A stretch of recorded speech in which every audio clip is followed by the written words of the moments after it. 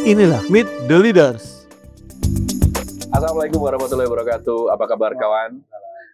Selamat datang di podcast Meet the Leaders City Guide FM. Kembali, saya Eko Setiawan akan mengajak Anda sharing dengan sosok yang tentu punya pengaruh untuk kita ajak sharing, lalu bisa menginspirasi. Goalnya adalah kita sama-sama bisa belajar. Yang belum jadi leader, tentu akan penting mengetahui how to be a leader, ya, atau juga how to lead a team. Nah, ini yang paling penting dari obrolan kita, karena kita akan sharing, ya, sharing session, bukan menggurui ya, tapi sharing. Tentu kan masing-masing leader punya pengalaman, punya style sendiri-sendiri, lalu environment-nya juga berbeda. Ini yang nanti akan membuat gaya kepemimpinan itu membekas dan diingat pada masing-masing tim. Tentu seperti itu ya. Nah, Anda tahu posisi saya ini sekarang ada di mana? Saya kasih tahu ya. Sekarang ini saya ada di lantai 8 Hotel Aston Inn Batu, tepatnya itu di Belly's Kitchen and Bar. Ya, kalau misalnya kita nongkrongnya di sini nih sore hari, kita bisa melihat view Arjuno, landscape Kota Batu sangat indah. Lalu kita juga bisa potret Gunung Panderman. Ya, jadi memang mana city view yang seindah Kota Batu, lalu angle-nya itu dari Belly's Kitchen and Bar Aston Inn Batu. Kalau enggak di sini, ya. Jadi yang belum datang cobain aja nongkrong di sini, karena pasti akan terkesima dengan view-nya. Anda bisa lihat Batu secara keseluruhan. Alamatnya di Jalan Abdul Ghani Atas, nomor 42. Nomor 42. Nah, siapa sih yang menjadi tamu saya hari ini? Bukan tamu saya sebenarnya, saya yang bertamu. Karena kita sedang di Hotel Aston. Apa kabar, Mas Rogi? Baik. Sehat ya? Sehat. Ini teman yang sangat luar biasa. Kita saling mengisi, saling sharing. Muaranya harus kebermanfaatan. Mas Didi Rocky Wahyono. Beliau adalah General Manager dari Aston Inn Batu atau hotel yang sekarang kita tempati. Dan juga beliau Ketua Badan Promosi Pariwisata Daerah Kota Wisata Batu. Betul semuanya? Betul. Mas Rogi, ini Aston ini kan saya lihat luar biasa. Tadi juga sempat kita showing ya, ada Semeru Hall yang kapasitasnya luar biasa. Terus ada kolam tadi? Escala Garden yang di situ view-nya pool, tapi kita bisa makan malam sama orang-orang terkasih gitu. Nah, bisa dijelaskan sedikit tentang profil dari Aston Inn Batu ini? Oke, Mas Eko, terima kasih kesempatannya. Ini luar biasa ini, Mas. Iya. Jadi, kalau Aston Batu sendiri itu, Aston Inn Batu ini kan open di 2018 dengan 103 kamar. Awalnya kita hanya punya meeting room 4, kecil-kecil, kapasitas 50-75 pax. Karena kebutuhan MICE di Batu besar, akhirnya kita menambah Arjuno Hall di lantai 9, itu kapasitas lebih banyak, 125 pax. Itu pun kita masih kurang, potensinya masih besar untuk MICE di Batu, akhirnya kita bikin Semeru Hall yang kapasitasnya bisa sampai 500 pax. Tadi biasa, keren. Dan tadi waktu kesini ada event ya? Betul, lagi ramai ya, lagi full book gitu ya? Betul. Terus ngantri berarti ya? Betul.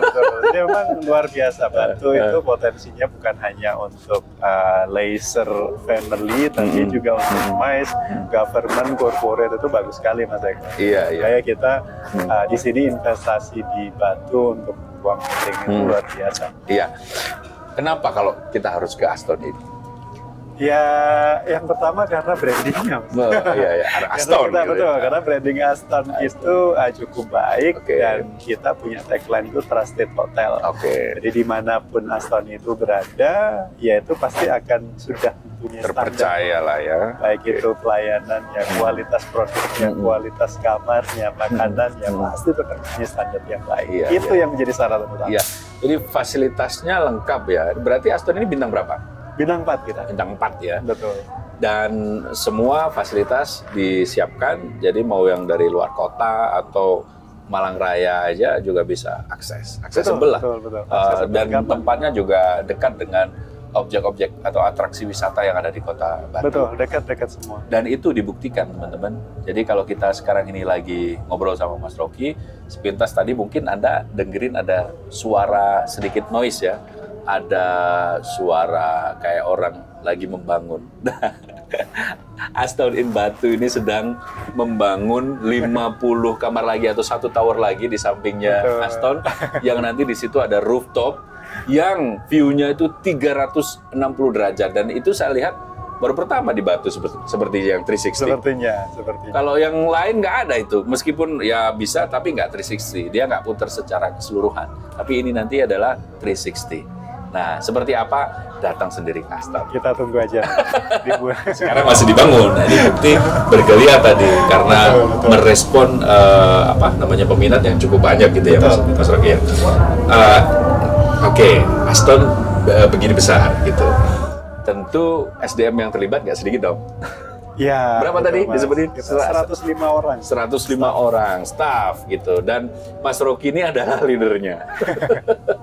Sulit nggak sih ngatur 105 orang gitu? Ya karena kita sudah mempunyai sistem yang bagus ya Mas, kita punya SOP, kita punya standar. Jadi setiap orang itu sudah menjalankan posisinya, sudah tahu pada saat mereka di hire itu harus melakukan apa, dan fungsi kontrol mulai dari supervisor, asisten, manajer sampai GM itu jadinya kita lebih mudah untuk kontrolnya karena mereka sudah ada koridor yang namanya SOP. Jadi mereka sudah ada patron-patronnya yang mereka harus ikuti, standar-standar yang mereka harus ikuti gitu ya. Nah itu tetap aja karena kita ini adalah manusia gitu ya kan. Ya, makanya saya mau nanya itu tadi. Meskipun ada aturan, rule dan lain sebagainya, tapi ini kan manusia yang holistik secara. Betul.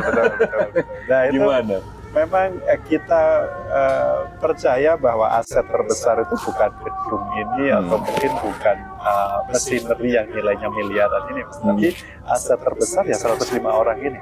Karena sebagus apapun, semahal apapun hotel dengan semua fasilitas dan alat-alat yang ada di dalamnya, tapi kalau misalnya orang-orangnya ini tidak bisa menjalankan dengan baik, tidak bisa merawat dengan baik, tidak bisa menggunakan fasilitas dan alat yang ada di hotel ini dengan baik, maka itu tidak bisa untuk melayani dengan baik, tidak bisa generate revenue dengan baik, tidak bisa mengoptimalkan kekuasaan tamu yang stay di hotel. Benar. Makanya orang-orang ini sebagai aset, ini kita harus jaga. Ya.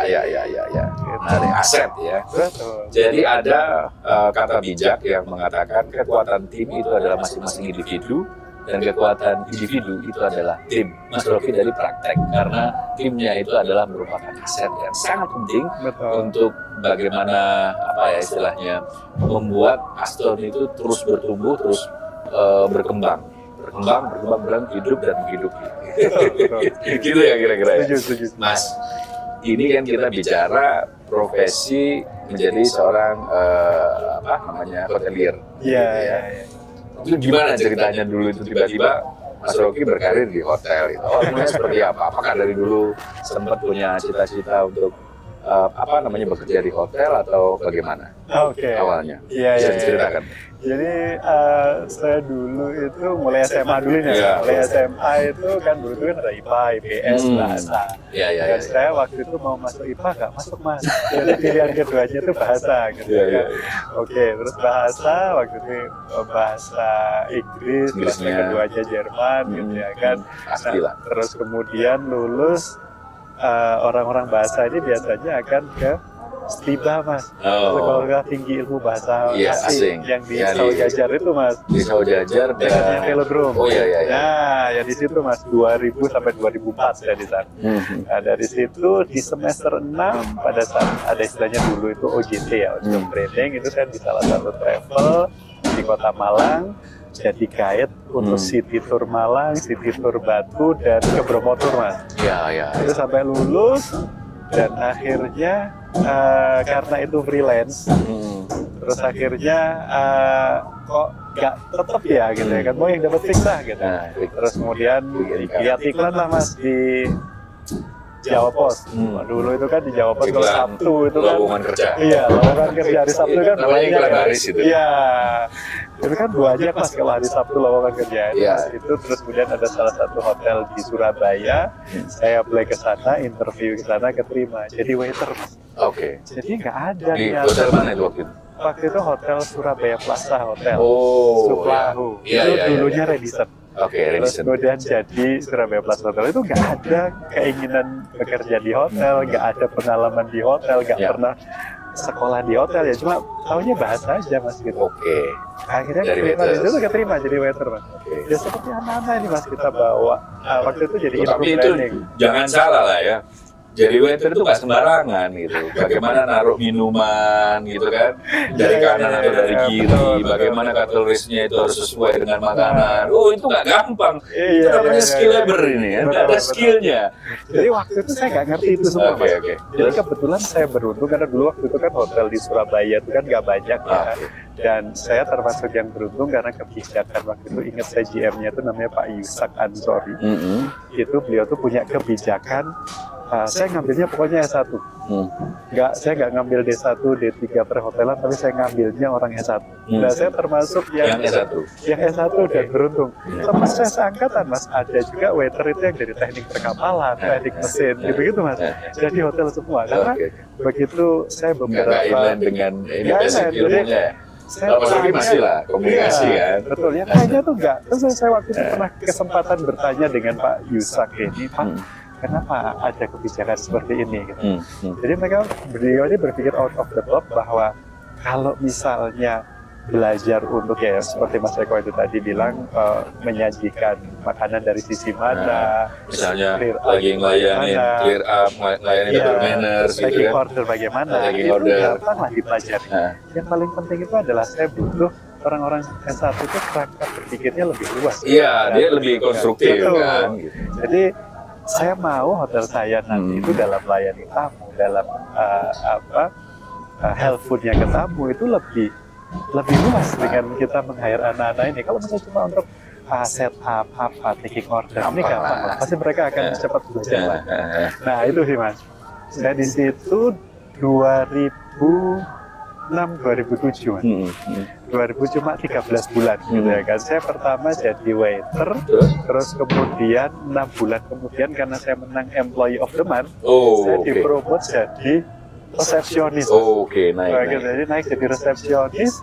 Waktu itu sempat ada Front office. apa istilahnya Ada pride, kebanggaan. bukan kebanggaan Mas, karena waktu itu saya in room dining itu adalah tempat kedua basah setelah resepsi, setelah bellboy Mas. Oh. Jadi waktu itu gaji saya kalau nggak salah itu masih 1,2 atau 1,3. Oh, berapa itu? Tapi iya itu 2006-an Mas. Oh, 2006. Terus kemudian dengan tipsnya waktu itu bisa 150-200 ribu per hari Per Mas. hari. Kan kalau di hotel itu setahu saya gajinya bisa 3 kali. Iya. Jadi gaji pokok, ada tipsnya, ada servis. Nah, gitu. akhirnya begitu saya dipindahkan itu ada pemberontakan waduh enak di Lahan saya basah. lebih jadi itu lahan basah. Begitu ke front office waduh nanti di sana itu kering gitu ya kan jadinya. Belum lagi kalau misalnya di F itu kan banyak makanan.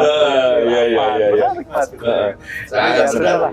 Oke, karena di bahasanya agak dipaksa saya harus pindah ke reception, akhirnya saya ke reception. Saya tahu lah ngalami itu. Iya. Terus di reception itu Mas. Di reception ya sudah kering Mas gitu. Tapi ternyata di sana nulisnya lebih banyak. Kita Oke. ketemu dengan tamu, kita bisa handle komplain, kita tahu tentang Alam bawah sadarnya, kamar gitu kan. betul. Jadi akhirnya kita akan lebih bisa berkomunikasi dengan baik, Iya. gitu Mas. Nah dari situ saya menang Employee of the Month lagi Mas, Lagi. jadi reception. Jadi Ya. waktu itu saya setahun itu yang menang 2 kali Mas, di 2 departemen yang berbeda. Oke. 2 bulan, 1 tahun itu Mas Rocky dapat Employee of the Month Betul. di 2 divisi yang berbeda, departemen yang berbeda. Dengan 2 posisi yang berbeda, Oh, sebagai oke. waiter sama sebagai reception. Terus Kemudian ya saya kan sebagai guide dulu saya masih punya keinginan untuk bekerja di luar negeri Mas. Karena Oh. setiap saya handle orang-orang Belanda, orang Belgia, orang Prancis itu bahwa wah di sana itu luar biasa. Jadi saya waktu itu apply di Saya karena sebelumnya pada saat jadi GM itu saya ke Amerika gagal. Sebenarnya saya sudah keterima di Chicago waktu itu, gagal di visa. Terus juga mau ke Belanda juga gagal di visa. Nah akhirnya pada saat saya kerja di hotel itu saya apply di Starbucks di Uni Emirat Arab, UAE di Dubai, Abu Dhabi gitu. Nah itu akhirnya di bulan ke-13 saya kerja di hotel itu sebagai reception, saya dipanggil Mas, bisa saya jadi, kemudian saya berangkat Ke Dubai. 2,5 tahun, 2007 sampai 2009. 2009 nggak kerasa Mas, gitu Mas. Iya, karena bahkan saya tuh kangen untuk naik motor hujan-hujan terus berhenti ngiup makan bakso. Sekecil itu Mas. Belum lagi kalau misalnya Lebaran, di sana itu memang negara Islam tapi Lebarannya beda seremonialnya di sini Mas. Tradisinya berbeda. Tradisinya berbeda. Jadi itu yang membuat aduh kayaknya ini bukan. Itulah orang yang istilahnya bergantung apa ya istilahnya. Sawang sinawang kalau di ilmu Jawa ya. Iya, orang Indonesia itu reputasinya di luar negeri karena kita kerja itu multinasional, orang Filipina, India, Maroko, terus kemudian orang Kenya, orang Nepal, ada semua Mas, gitu. Dan orang Indonesia itu terkenal paling rajin, nggak banyak protes, kerjanya bagus. Tapi satu masalahnya orang Indonesia, mereka tuh nggak kerasanan. Udah homesick. Kalau misalnya orang India, orang Filipina begitu mereka tuh dapat kesempatan ke luar negeri, mereka akan terus tinggal di sana gitu. Kalau kita pulang. Iya, akhirnya saya balik 2009 itu balik lagi ke hotel Mas. Balik lagi ke hotel, apply, interview, akhirnya keterima di Marriott Grand Miramar. Balik lagi jadi reception Mas. Balik lagi jadi resepsionis, terus kemudian di situ 10 bulan. Ketemu Pak Gito kan? Iya, dulu zaman saya belum Pak Gito ya? Pak Windy. Iya, Pak Windy. Terus kemudian saya di situ jadi resepsionis, terus kemudian ada opening hotel baru namanya Fifth Max di Tunjungan, gitu di Max Building. Nah itu saya jadi reception terus tawarin, ini ada hotel baru buka, reopening, mau nggak? Ya mau. Jadi apa? Jadi duty manager. Waduh, jadi dari reception ke duty manager itu langkah 2 kali Mas. Jadi saya nggak jadi supervisor, tapi langsung jadi manager. Saya confident aja, apply di sana, interview, keterima lah. 2010 saya di Fifth Max itu, terus kemudian 2011, 2012 saya 2 tahun itu dipromote jadi front office manager. 2013 kebetulan Fifth Max itu pemiliknya adalah Pak Ali Markus Mas Bio. Nah, pemiliknya dia. Cintailah produk Indonesia. Terus dia bikin satu hotel lagi Quest. Quest di Balikan Marriott. Saya ditransfer ke sana karena pemiliknya sama dan itu kebetulan juga Haji Pelagun. Jadi Fifth Max itu satu provider lah ya. Nah, terus saya tinggal ditransfer aja ke sana tetap jadi front office manager. Terus kemudian itu 2013. Jadi corporate culture-nya nggak banyak berubah ya? Saya udah sama ya. 2013 saya ke Quest masih front office manager. 2015 saya ditawari jadi GM. Pertama saya interview itu untuk Neo Gupeng. Neo Gupeng, terus kemudian belum sampai interview ternyata ownernya ada pilihan GM yang lain. Waktu itu saya sedih. Tapi waktunya sedihnya tuh nggak sampai 1 hari. Karena saat pagi itu saya diinformasikan kalau saya nggak jadi ke Neo. Ternyata ya Allah itu punya rencana yang lebih besar. Sorenya saya diinfo sama korporat Haji Pelago itu, Pak ini ada properti lain, namanya Petropol. Kalau bisa bersedia nanti kita akan schedulekan interview sama owner. Wah ternyata properti yang besar, kita pakai 170 lokasinya waktu itu di Transmart. Wah luar biasa lah. Nah akhirnya di sana interview, terima maksudnya opening hotel. Jadi saya mulai dari Fifth Max, Quest, Petropol itu pre-opening semua. Spesialis ya? Iya, ini hotel yang buka gitu-gitu. Iya, Aston ini juga pre-opening kan? Iya, pre-opening. 2015 di Rukun, 2018 tawarin lagi sama korporat. pindah reopening. Pulang kamu nggak? Mau dong, kan? homesick. Kita ada Hasanin Batu nanti kita Gitu ya. sujudkan sama ownernya. Ya alhamdulillah, terus Iya. akhirnya interview di sini lah. Jadi yang agak lama nih mas. Udah berapa tahun ini? 18 sampai 2024. 6 ya, 6 tahun ya. Iya. Hampir susul lah dengan umurnya sedikit ya. Pokoknya sedikit ada setahun, baru Mas Rocky berikutnya datang lah ya di Setelah Batu ya. saya di 4 properti, pro-opening semua dan dan tahun ini sudah tahun ke-14 sampai sekarang. Mas Rocky, dari perjalanan tadi kan semuanya tidak ada. Saya bercita-cita jadi general manager, nggak ada. Semuanya kan mengalir, mulai dari di FD departemen sampai akhirnya ke Dubai, lalu balik lagi, terus sampai terakhir jadi general manager yang spesialisasinya pre-opening. Dan terbukti, tapi kan semuanya bisa establish dan running well ya. Apa yang memotivasi Anda untuk jadi seorang leader? Kepedean dan lain sebagainya itu dari mana ini? Tingkat kepercayaan diri ya? Ya itu sih sebenarnya dibangun karena kita apa ya mas? Kalau misalnya kita di satu organisasi, terus kemudian kita itu bantu, dan kita kan dulu pasti saya pada saat reception, saya pasti punya seorang supervisor, punya seorang FOM. Ya. Pada saat saya di FOM, saya juga reportnya ke GM. Ya, saya selalu punya leader-leader itu. Dan Kebiasaan saya- membantu atasan. Betul, dan saya itu yang saya lakukan adalah ya apapun yang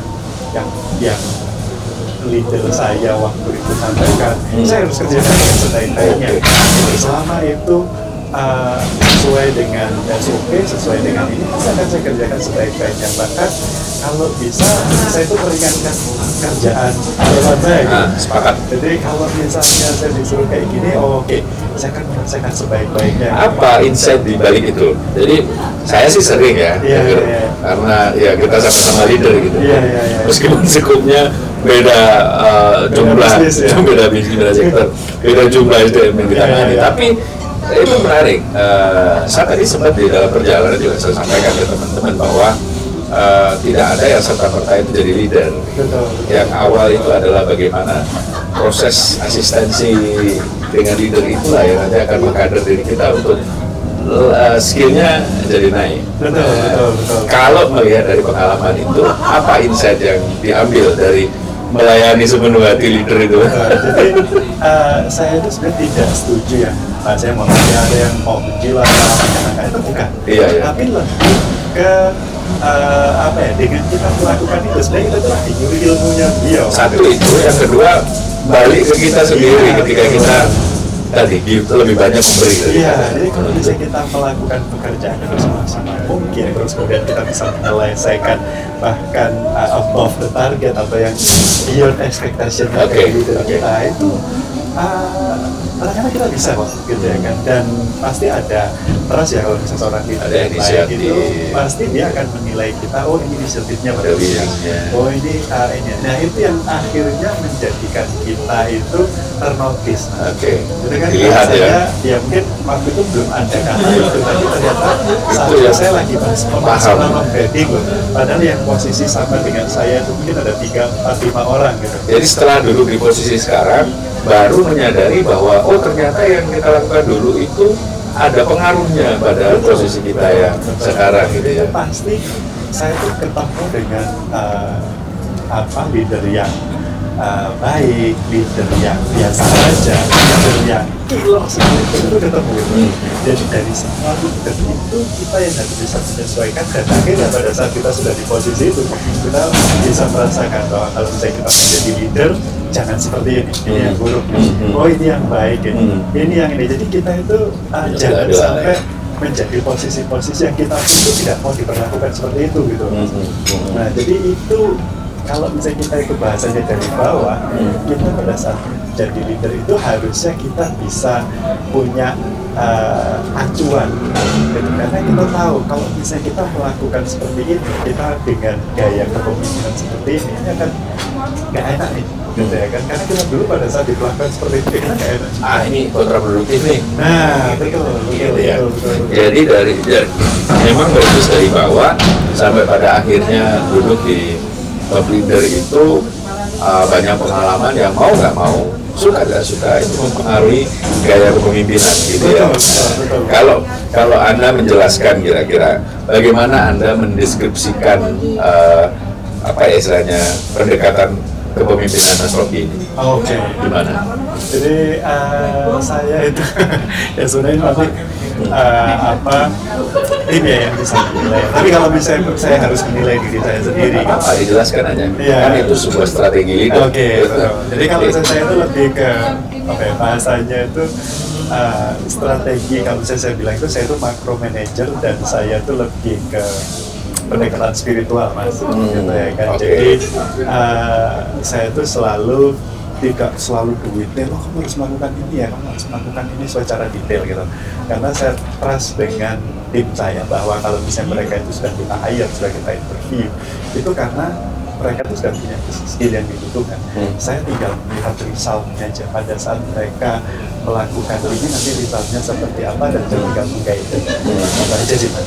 Iya. Tapi kalau misalnya detail mereka melakukannya seperti apa, itu sudah ada panduannya dan saya yakin mereka bisa melakukan. Terus kemudian maksudnya pendekatan spiritual itu adalah jadi gini. Jadi kita itu percaya dengan karma, kita itu percaya pada saat kita itu melakukan Itu juga disampaikan ke tim. Iya. Oke. Jadi pada saat Anda itu melakukan sebaik-baiknya, pada saat Anda yang ditampilkan sebaik-baiknya, itu tuh nanti akan kembali ke Anda kok kebaikan. Nah, jadi hal-hal yang Ada positioning lah ya. itu yang harus kita sampaikan terus. Oke, aku sepakat itu. Iya, Dengan gaya itu. betul, itu akan lebih dekat ke hati mereka. Dan akhirnya dia bisa menumbuhkan apa ya sense of belongingnya, betul. lalu menimbulkan kesadaran-kesadaran, muncul inisiatif-inisiatif Iya, betul. yang tentu dampaknya akan positif. Betul. Termasuk relation dengan rekan kerja, Ya. relation dengan departemen lain, gitu. Kayak gitu. Kalau misalnya temanmu mungkin ada yang butuh bantuan, teman yang pekerjaannya belum selesai bantu, gitu. Jadi ya seperti itu sih, Mas. Oke, kalau dengan penerapan gaya kepemimpinan seperti itu dengan jumlah SDM yang tidak sedikit, lalu dengan jumlah kamar yang begitu banyak, apalagi sekarang mau tambah lagi gitu. Kira-kira tantangan-tantangan yang paling signifikan yang Mas Rocky hadapi dalam peran ini sebagai leader apa kira-kira Mas tantangan terbesarnya dan gimana gaya Mas Rocky menyelesaikan? Oke, jadi tantangan itu selalu ada, Mas. Karena kita menghadapi 105 karyawan ini otomatis dengan 105 karakter yang berbeda. Iya, betul. Jadi kita itu dalam menghadapi setiap karyawan, setiap manajer, setiap supervisor itu kita itu dengan pendekatan yang berbeda sesuai dengan ininya mereka. Jadi challenge-nya itu memang ya kita multi Lihat juga latar belakangnya nah, siapa. betul, latar belakangnya, mereka dari mana, terus dan posisi mereka seperti apa, kita membuat kebijakan Objektif lah ya. penting. Gitu. Jadi pada saat kita itu menghadapi mereka atau lebih kita itu didatangi sama dua departemen atau dua karyawan yang mereka itu sedang bermasalah, kita benar-benar harus memposisikan diri kita itu di tengah. Gitu. Jadi itu challenge-nya, Mas. Kalau misalnya challenge kita adalah bagaimana karyawan-karyawan ini terus produktif. Jangan sampai mereka, apalagi kita sudah di tahun ke-7 ini, mereka itu terjebak di zona nyaman. Oke. Gitu. Karena itu adalah tantangan terbesar saat ini. Mereka terjebak di zona nyaman, misalnya FO, mereka cuma, yang penting aku datang, check in, check out, terus Itu tantangan itu. pulang nanti tanggal 25 gajian. Gajian, Tantangan, Mas. nanti terima servis. Iya, diam dikit, langsung lihat handphone. Iya. Terus gimana cara? Nah itu kita akan training. Jadi Masukkan training lagi. kita setiap bulan itu ada yang namanya general meeting. Kita setiap bulan itu ada yang namanya division meeting, ada MV meeting, ada sales meeting, ada room division meeting gitu. Nah itu kita sadarkan mereka itu intinya kita kalau misalnya mereka itu agak mencolek sedikit dari standar, kita upgrade supaya mereka lulus lagi, Mas. Karena dengan satu derajat saja mereka miring, tapi kalau misalnya sudah ini nggak diluluskan, mereka bisa Akan jadi jadi 90 derajat, Mas. Dan akan jauh. Makanya kita ingetin dalam bentuk apa? Kita sadarkan bahwa kita banyak ya. Kita sekarang muncul di review online seperti ini loh buat kita. Jadi hal-hal ini yang yang akan kita harus tidak lelah untuk mengingatkan mereka. Ya, Mas Rocky ini memang kayak kepemimpinan yang ada spiritualnya.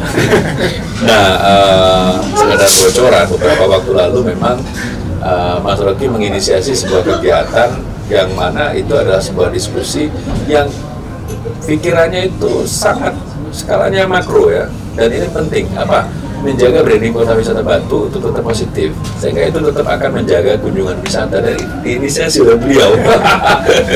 Ya, thank you Mas, kemarin saya diajak ya. Thank you Mas. Senang ya gitu ya. Nah, Mas, kalau kita bicara nilai dan prinsip, ya, nilai inti, apa nilai-nilai inti yang Anda pegang selama ini dalam kepemimpinan Anda? Oke. Kita itu leader itu atau pemimpin itu bukan suatu keadaan ya Mas. Seperti yang tadi saya sampaikan bahwa kalau kita itu spiritual kan kita itu selalu berpegangan kepada nggak bisa kita muslim ya sama Allah kan gitu. Ya. Jadi ya patokannya ke sana Mas ya kan. Jadi kita itu kalau bisa dari apa ya, dari Rasulullah, dari sahabat Nabi, semuanya itu sebenarnya mereka itu takut untuk menjadi pemimpin Mas. Iya. Karena tanggung jawabannya besar sekali. Gitu, dan dihisap. Betul kan, dihisap gitu ya kan. Bertanggungjawabkan kepemimpinan. Seperti apa gitu. Kita ada pertanggung jawabannya. Betul. Jadi itu bukan sesuatu hal yang kita bangga kita ada seperti itu, tapi itu tidak menjadi hal yang utama. Utama itu adalah ya bagaimana kita itu sebagai seorang pemimpin itu bisa memimpin kita itu untuk sesuai dengan apa sih yang menjadi tugas kita gitu. Jadi semuanya harus jalan bareng. Kalau misalnya semuanya harus kalau misalnya ada satu yang sakit ya kita bagaimana caranya sedang mereka itu bisa happy lagi gitu. Kalau misalnya ada satu masalah bagaimana kita bisa menyelesaikan masalah ini bersama-sama gitu Mas. Ya. Jadi memang prinsip itu yang saya pegang. Jadi kalau saya lihat Mas Rocky ini berusaha untuk menurunkan leader-leader baru. Betul, karena saya setuju Mas bahwa suksesnya pemimpin itu bukan yang banyak followers, tapi suksesnya pemimpin itu kalau bisa meng-create another leader. Oke. Suksesnya pemimpin kalau dia bisa meng-create another leader. Betul. Itu yang kita underline hari ini. Jadi bukan hanya sekedar bosi yang main karena dia mau punya power tunjuk sana, tunjuk sini, nggak begitu gitu. Jadi kadang dari depan, kadang juga di tengah membersamai, kadang juga harus mendorong gitu kan. Dan dari belakang gitu untuk encourage timnya jadi lebih oke gitu ya.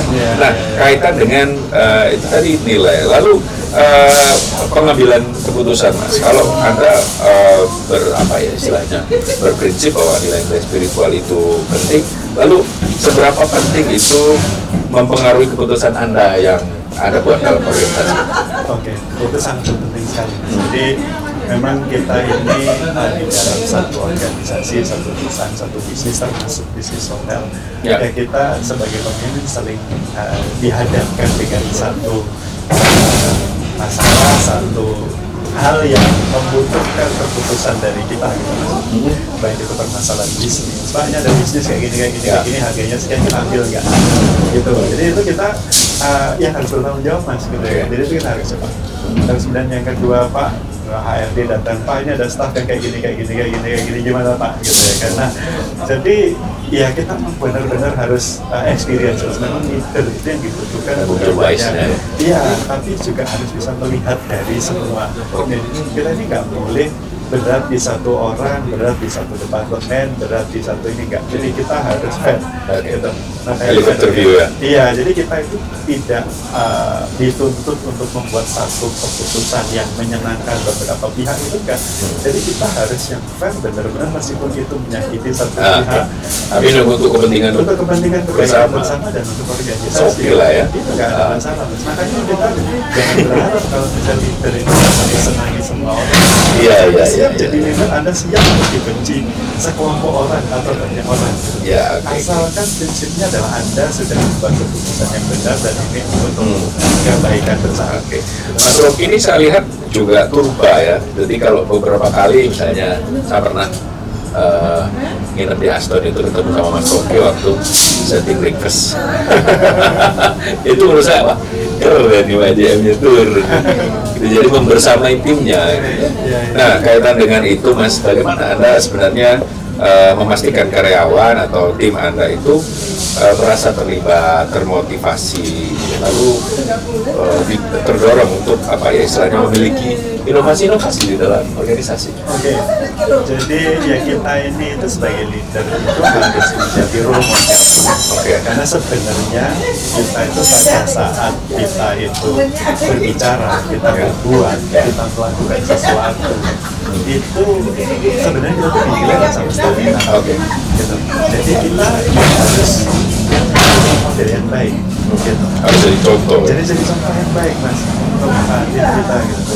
Jadi kalau misalnya kita ada kesulitan, ini kita butuh bantuan ya. Oke, jadi itu jangan dulu aja.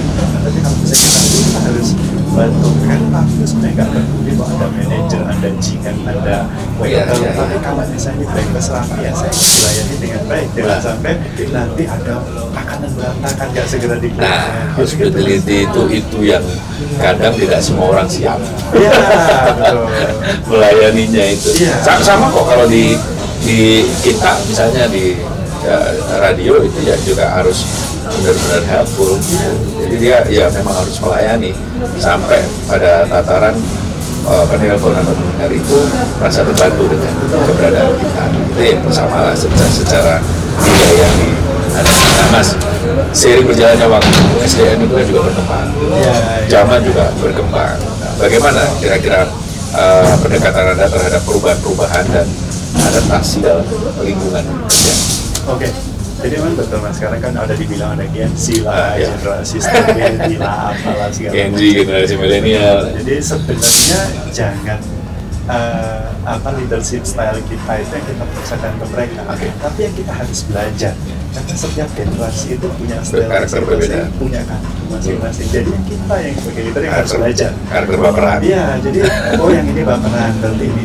Karena setiap generasi itu termasuk Gen Z itu yang sekarang dianggap generasi strawberry generation. Nah itulah, itu mereka punya potensi dan knowledge yang kadang-kadang kita generasi kita nggak tahu. Iya, dia lebih pintar ya. Iya, dia lebih pintar. Itu yang harusnya kita belajar bagaimana memanfaatkan itu. Mereka sering kafe, mereka sering punya komunitas nggak tahu. Dan ternyata yang lagi tren itu gitu. Nah itu yang akan bisa kita kasih trust mereka untuk mengeluarkan potensinya.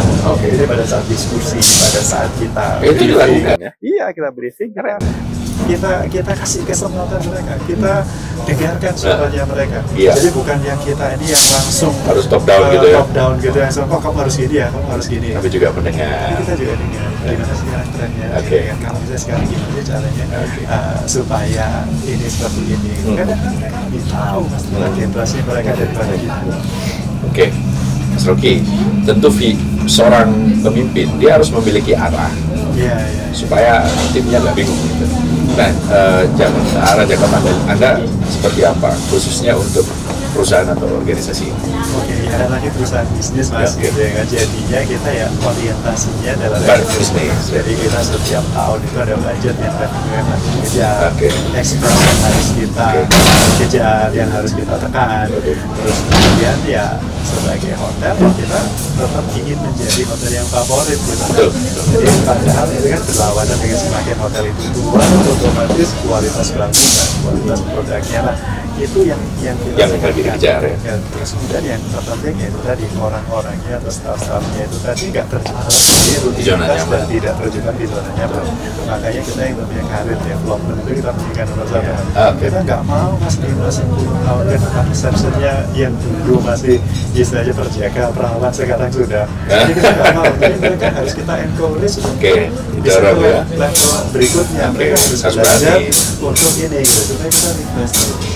Karena nggak mandek ya. Salah satu yang diinginkan oleh staf manapun pada saat masuk perusahaan adalah karir itu bisa seperti apa sih, development itu seperti apa.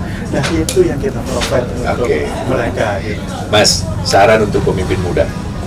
Saran untuk pemimpin muda, jadi yang paling penting adalah jangan dikejar jabatannya, tapi memposisikan bahwa seorang pemimpin itu bukan hanya enaknya aja, gitu.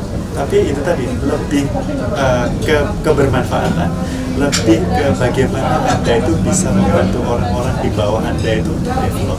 Karena suksesnya seorang pemimpin adalah bagaimana membuat orang-orang yang di bawah itu untuk bisa develop dan growth juga. Gitu. Jadi itu yang paling penting. Keren. Coachnya keren gitu. Nah, kalau kita refleksi dari tadi awal perjalanan sampai sekarang, kira-kira Mas, apa pelajaran terbesar yang Anda pelajari selama menjalani karir ini, Mas?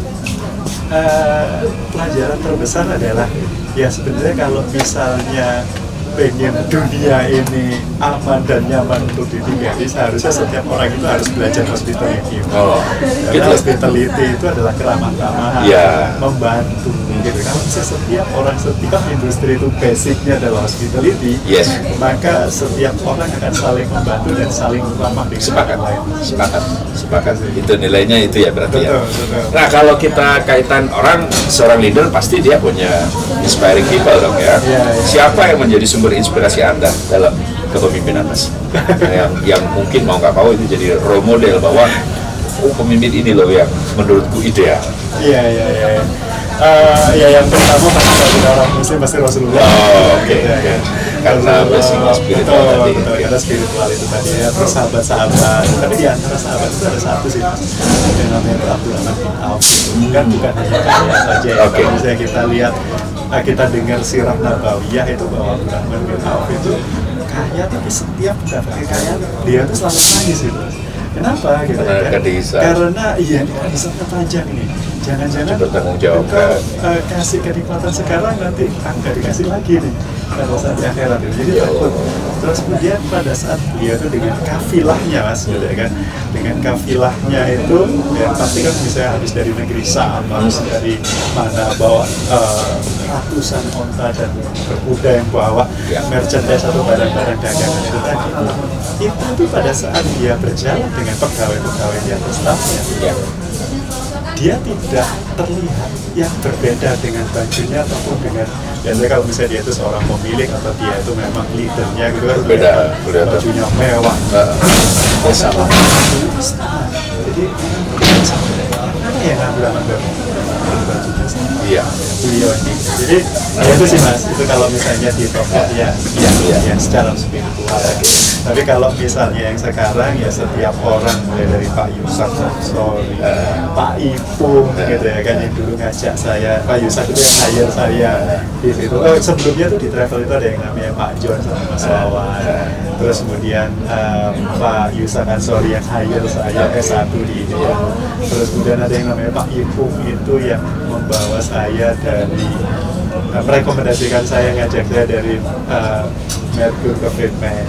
Terus kemudian ada yang namanya Pak Diliarto Sumarto yang mempercayakan saya jadi duty manager, jadi FOM.